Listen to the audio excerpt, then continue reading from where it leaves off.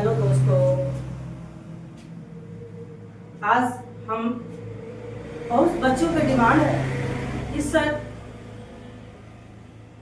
बहुत दिन निकल गया बिहार बोर्ड मैट्रिक 2026-25 के लिए, तो हम बच्चों लोग की एक ही बात बोले कि क्रैश कोर्स के माध्यम एक ऐसा माध्यम है जो आपका सिलेबस जरूर जल्द ही खत्म हो जाएगा, ताकि आप लोग प्रिपरेशन अच्छे से कर पाए।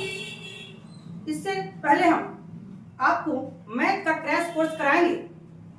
मैथ का क्रैश कोर्स कराएंगे, उससे पहला चैप्टर हम लेके आए हैं वास्तविक संख्या। रेशनल नंबर के बारे में आपको आज हम बताएंगे। रेशनल नंबर में आपको क्या पढ़ना है, क्या नहीं पढ़ना है, उसके बारे में हम लोग पढ़ेंगे और बताएंगे। हम लोग पहले पढ़ेंगे प्राकृत संख्या क्या होता है, सम संख्या क्या होता है, विषम संख्या क्या होता है, पूर्णांक क्या होता है, परिमेय संख्या क्या होता है, अपरिमेय संख्या क्या होता है। इस सब संख्याओं के बारे में पढ़ते हुए हम चलेंगे। देखते हैं हम लोग प्राकृत संख्या। प्राकृत संख्या, प्राकृत संख्या हम जानते हैं, गिनती गिनने वाली संख्या को क्या कहते हैं, प्राकृत संख्या कहते हैं।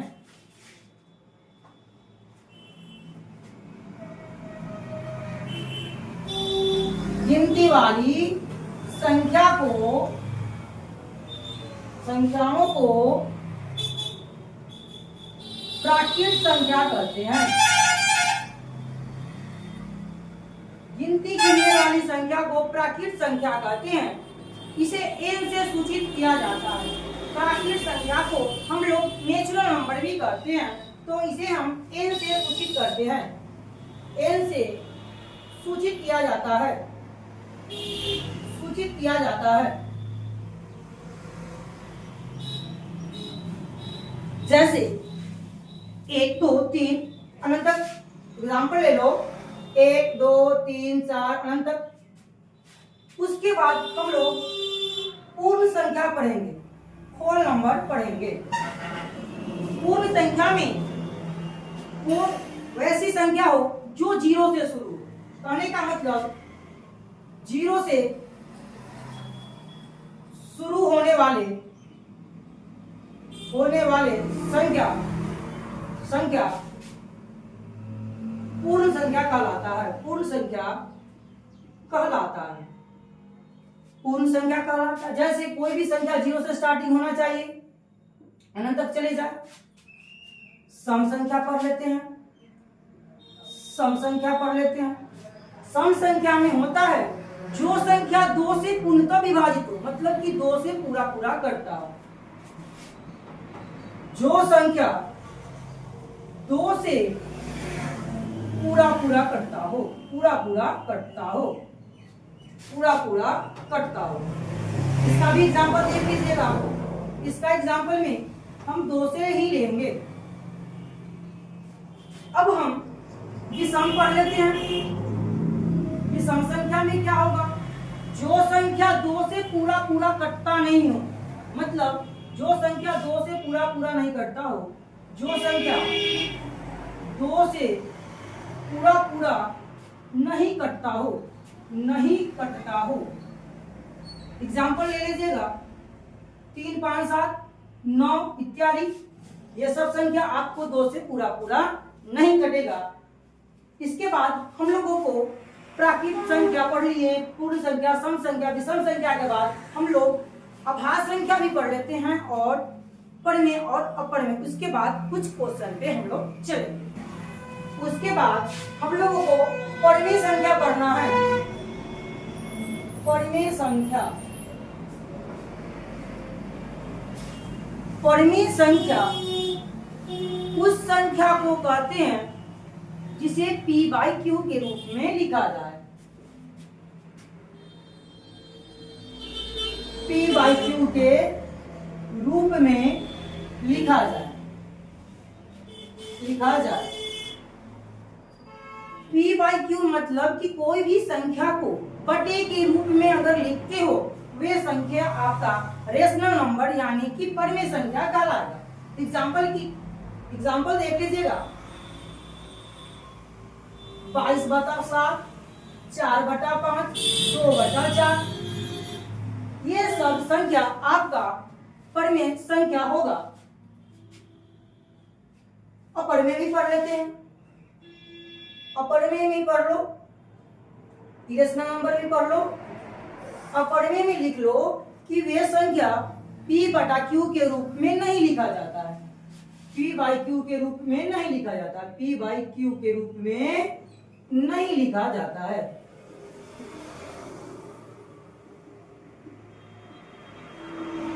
कहने का मतलब ऐसी संख्या तो बचपन में हम लोग देखे ही होंगे, रूट लगा हुआ हो, रूट लगा हुआ ऐसे होगा, मतलब कोई भी फैक्टोरियल मान होना चाहिए, जैसे √2, √3, पाई ले लीजिए, मतलब कोई चिन्ह भी हो वो तुम्हारा अपरिमेय संख्या होगा। उसके बाद हम लोगों को एक तो छूट गया ना, पूर्णांक, इंटीजर।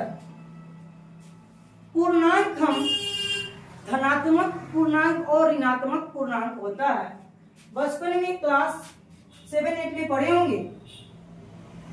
0 से इधर की ओर एक स्केल ले लिया होगा, 1 2 3 4 5, यहाँ पे पॉजिटिव है और इसके तरफ चलिएगा तो नेगेटिव होगा, इसी को हम लोग पूर्णांक कहते हैं।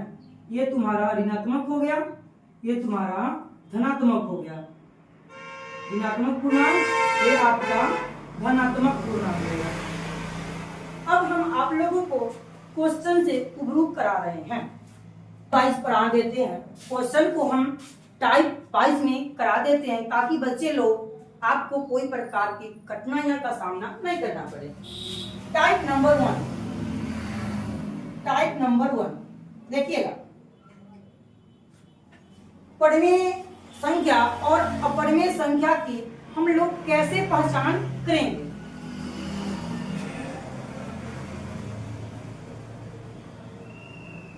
परिमेय संख्या और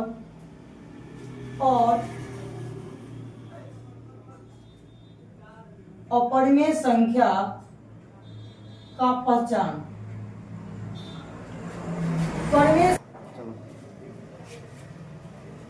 परिमेय और अपरिमेय संख्या का पहचान कुछ क्वेश्चंस के माध्यम से हम लोग जानेंगे।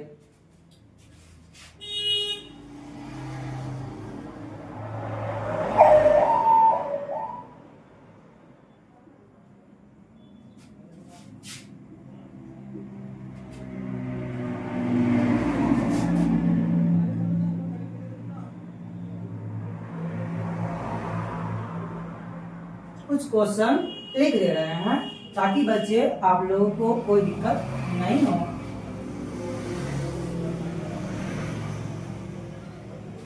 ये 4-5 क्वेश्चन है, इसके माध्यम से हम लोग परिमेय और अपरिमेय संख्या का पहचान कर लेंगे। परिमेय संख्या को हम लोग क्या बोले थे कि वे संख्या जो बटे के रूप में लिखा जाए, यानी कि P/Q के रूप में लिखा जाए। तो सर बोलिएगा कि सर यहाँ तो √4 है, इसके नीचे तो कुछ है नहीं। हाँ बिल्कुल है तो नहीं, बट है, आप समझिएगा। ये रूट की वैल्यू मानने के लिए 2 है। अगर कोई भी संख्या अगर रूट में दिखे, आप उसके पहले फैक्टराइज करो। अगर हम √4 को अगर फैक्टर वर्गमूल करते हैं तो कहिएगा कि सर ये तो 2 के बदले √4 है। अगर रूट के अंदर वर्गमूल हो जाए, रूट के अंदर में वर्गमूल हो जाए, वे संख्या आपका परिमेय संख्या होगा। वे आपकी कौन सी संख्या होगा बुआ? परिमेय संख्या। और कोई भी संख्या के नीचे एक हमेशा छुपा हुआ रहता है। अगले क्वेश्चन देखिएगा, √5 को अगर फैक्टराइज करिएगा तो आप 1 और 5 के नहीं पेयर बनाइएगा, तो 1 और 5 को हम लोग जोड़ा तो नहीं कर सकते हैं, तो इसका हम फैक्टर नहीं तोड़ पाएंगे। अगर फैक्टर नहीं तोड़ते हैं, वे संख्या आपका अपरिमेय हो जाएगा, अपरिमेय हो जाएगा। रूट 16 है, रूट 16 को अगर हम लोग फैक्टर करेंगे, ताकि रूट में है तो फैक्टर आप लोग इसको करिएगा तो आपका दो दो पेयर आएगा, दो का दो पेयर आएगा, दो जोड़ा आएगा। तो इसका मतलब हुआ 4, 4 को हम बटे के रूप में लिख सकते हैं, यानी कि रूट के अंदर वर्गमूल हो गया। ये भी संख्या आपका परिमेय होगा। ये देखिए पाई एक अपरिमेय संख्या है, बल्कि पाई का मान परिमेय संख्या है। पाई हमारा अपरिमेय संख्या है, बल्कि पाई का मान परिमेय संख्या है। यहाँ पे पाई एक अपरिमेय है, बट पाई का मान 22/7 होता है, बल्कि ये आपका परिमेय संख्या है। क्या है? परिमेय संख्या है। अब देखिए अंश और हर बटे के रूप में यहाँ पे दिया हुआ है। आप लोग बोलिएगा कि सर अंश बटे के रूप में है, ये परिमेय होगा। कोई भी फ्रैक्शन में मान अगर कटता हो तो पहले हम उसको काट देंगे तो 1 बार में कटेगा। तो 2/√1 रूट अंडर 2/1 है, और रूट को अगर फैक्टर तोड़ेंगे तो 1 × 2 मतलब √2 फैक्टर होगा नहीं, तो फैक्टर नहीं होगा, वर्गमूल नहीं होगा रूट के अंदर। तो सर ये अपरिमेय संख्या है, और ये आपका 144 12 का वर्गमूल है। तो वर्गमूल हो तो कौन सी संख्या? परिमेय संख्या। तो परिमेय और अपरिमेय की पहचान आपको उसमें कोई प्रकार की दिक्कत हो तो कमेंट जरूर कीजिएगा कि सर यहाँ पे समझ में नहीं आया। आज इसके लिए आप क्या अलग से वीडियो बना के डाल देंगे। टाइप नंबर 2 में लॉसा और मौसा ज्ञात करेंगे। लॉसा तथा मौसा, लॉसा और मौसा एलसीएम एचसीएफ में देखिएगा। क्वेश्चन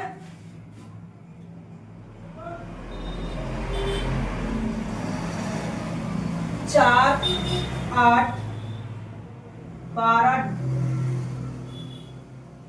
का लॉसा तथा मौसा ज्ञात करेंगे। तो 4 8 12 अगर लॉसा निकालने के लिए हम लोग क्या करेंगे? सबसे पहले हम इन लोग को प्राइम फैक्टर तोड़ेंगे।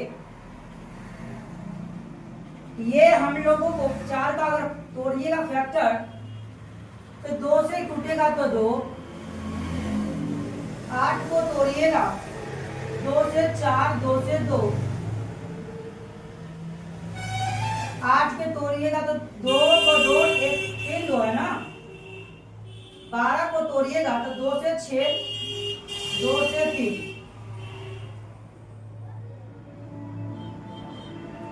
इतना फैक्टर में हम लोग को दिक्कत नहीं है। हम एचसीएफ निकालने के लिए क्या करेंगे? हम लोग मतलब मौसा निकालने के लिए हम लोग क्या करेंगे? देखेंगे 3 टर्म है, 4 और 8 और 12 में कौन कौन सा मिलता है? 2 2 सभी में है, इसमें भी 2 2 है, और जो मिलता है उसको नहीं लिखेंगे तो क्या हो जाएगा? अगर हमको एलसीएम निकालना होगा, कोई भी अगर फैक्टराइज में सबसे अधिक संख्या होगा उसी को हम लेंगे। तो सबसे 2 हमारा कौन में है बउआ? तो सर 8 में ही अधिक बार 2 आया हुआ है, इसी संख्या को लेंगे। बाकी बात वो 3 है, वो 3 को हम लिख लेंगे। तो मल्टीप्लाई करेंगे, 2 2 4 2 8 8 3 24। इसका मौसा 4 और लौसा 24 आएगा। अगली क्वेश्चन ऐसे पूछ सकता है, दो लगातार संख्याओं का मौसा होगा। अगर कोई 2 लगातार संख्याओं का मौसा 1 होता है, कोई भी ले लो, 1 2 को ले लो, मौसा लिखकर देखो 1, यही तो एचसीएफ है। लगातार कोई भी संख्या 95 96 लो, ये नहीं कि 1 ले लिए और 99 से हम डिवाइड कर रहे हैं। तो ये लगातार नहीं है, ये लगातार नहीं है।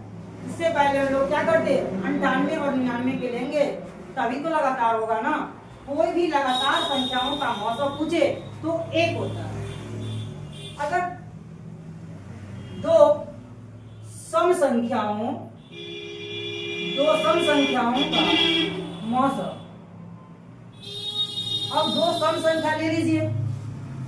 सम संख्या जो होती है क्या, 2 से पूरा पूरा कटे। हम 2 और 4 ले लिए, 2 4 को हम अगर मौसा करें तो मेरा एचसीएफ कितना, मौसा कितना आया, 2। ठीक है। इसके बाद आपसे पूछेगा दो विषम संख्याओं का मौसा, दो विषम संख्याओं का मौसा होगा, दो विषम संख्याओं का मौसा। विषम संख्या होता है जो 2 से नहीं कटेगा, तो नहीं कटेगा तो 3 और 5 ले लिए। 1 टाइम्स में हम अगर 3 लगाते तो 2 3 1 2 1 2 1 2 2, मतलब कि एचसीएफ 1 है। मतलब कि दो विषम संख्याओं का भी मौसा एक होता है। ये नोट करके लिख लीजिएगा कि लगातार दो सम संख्या नहीं, लगातार दो संख्याओं का मौसा एक होता है, दो विषम संख्याओं का मौसा एक होता है।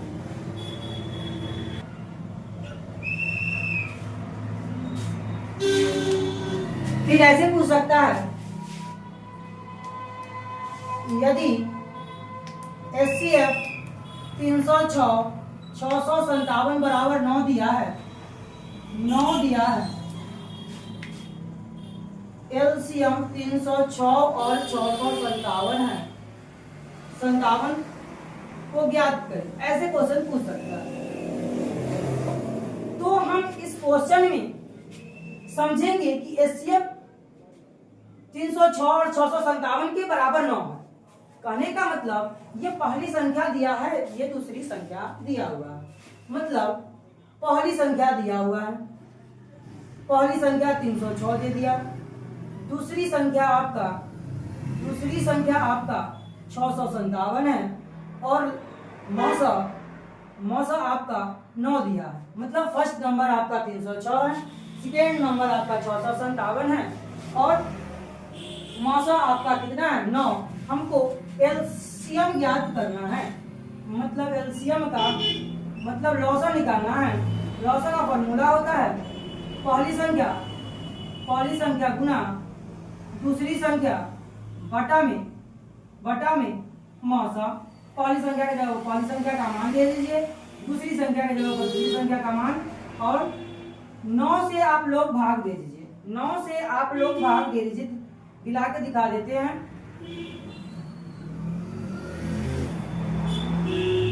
34 टाइम्स में कट जाएगा, 34 गुने 57 आप लोग करिएगा, 22 3 8। फिर ऐसे क्वेश्चन पूछेगा, ऐसे भी पूछ सकता है क्वेश्चन, यदि ए और 36 का मौसा 2 है, ए और 36 का मौसा 2 है तथा लौसा 4 है, तो ए का मान ज्ञात करे। ए और 36 का मौसा 2 दिया है, लौसा 4 दिया है, तो ए का मान मतलब कहने का मतलब पहली संख्या पूछ दिया है। ए का मान कहने का मतलब पहली संख्या पूछ दिया है। इसके लिए हम लोग कैसा फॉर्मूला लगाएंगे, पहली संख्या बराबर होता है लौसा गुने मौसा बटा में दूसरी संख्या।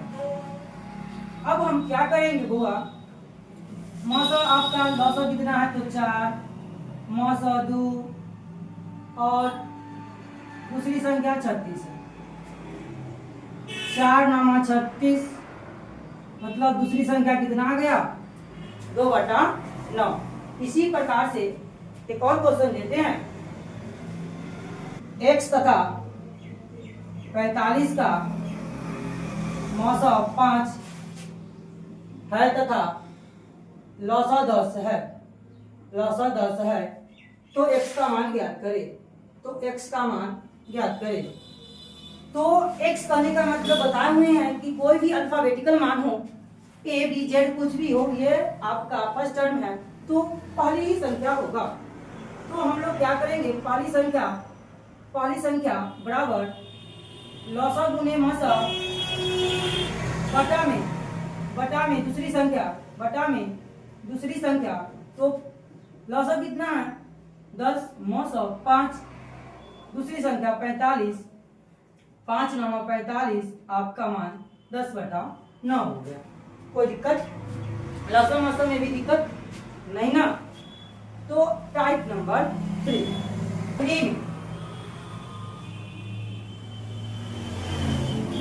ऐसी संख्या दिया हुआ रहेगा, उस पर रैंकिंग दिया हुआ रहेगा। ऐसी संख्या दिया हुआ रहे, उस पे रैंकिंग रहे, तो क्या कीजिएगा,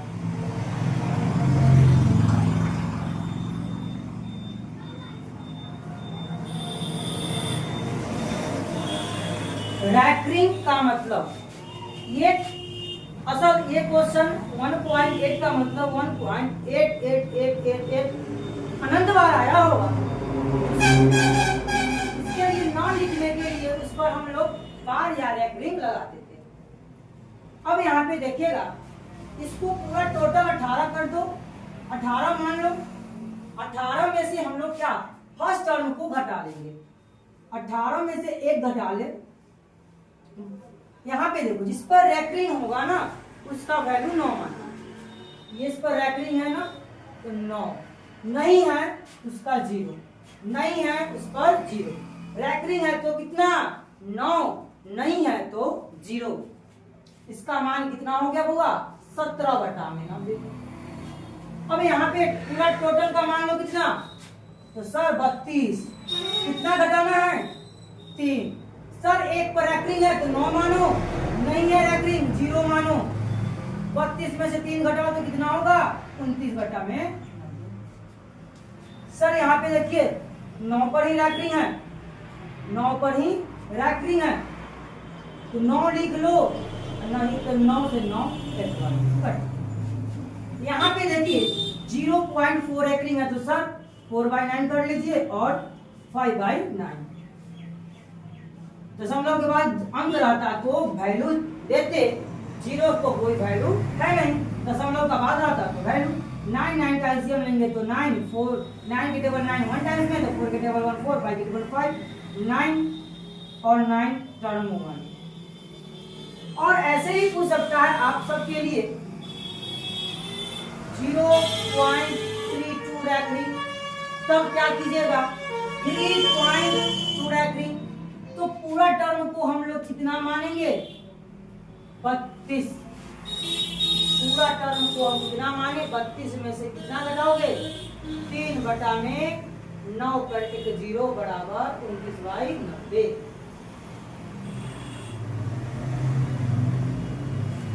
कोई दिक्कत रैंकिंग के लिए तो बताइएगा,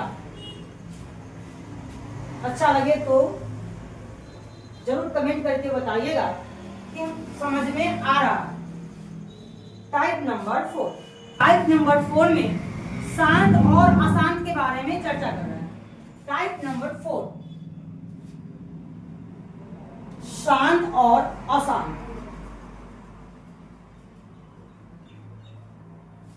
शांत और अशांत सुनिएगा, शांत में जो टर्म दिया हुआ रहे 2 के पावर n गुने 5 के पावर m, कोई भी संख्या को अगर फैक्टर तोड़ते हैं 2 और 5 के टर्म में रहेगा वही शांत होगा।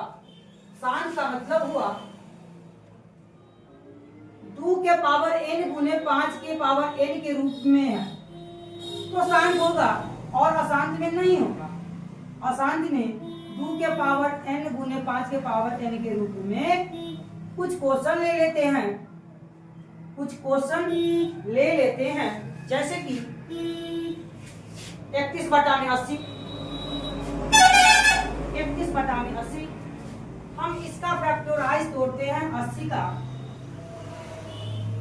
2 से 40, 2 से 20, 2 से 10, 2 से 5, 2 और 5 के ही टर्म में है, 2 और 5 के टर्म में है, इसलिए यह शांत है, इसलिए यह शांत है।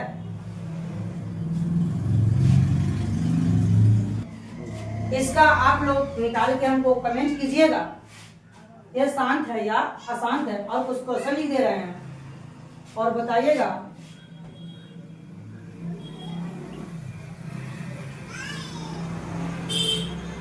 शांत है कि अशांत, कमेंट करके बताइएगा।